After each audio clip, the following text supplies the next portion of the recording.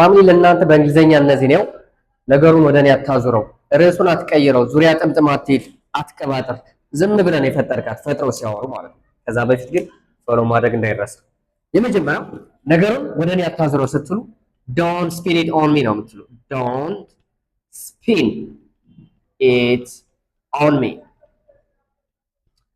ርዕሱን አትቀይረው። don't change the subject። don't change the subject። ያ ማለት ስታወሩ ማውራት ሳይፈልግ ቀርቶ ወደ ሌላ ለመቀየር ሲሞክር don't change the subject። and here ዙሪያ ጥምጥም አትሄድ ስትሉ don't go round the bush።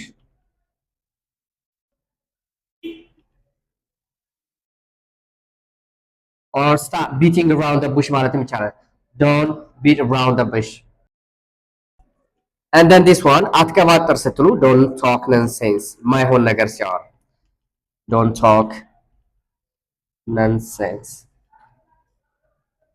ዝም ብለህ ፈጥራት ነው you just made that up። you just made that up። ኮመንት ሴክሽን ከእናንተ እጠብቃለሁ። ያየኸውን ተናገር ስትሉ ምን ትላላችሁ? ቴንክ ዩ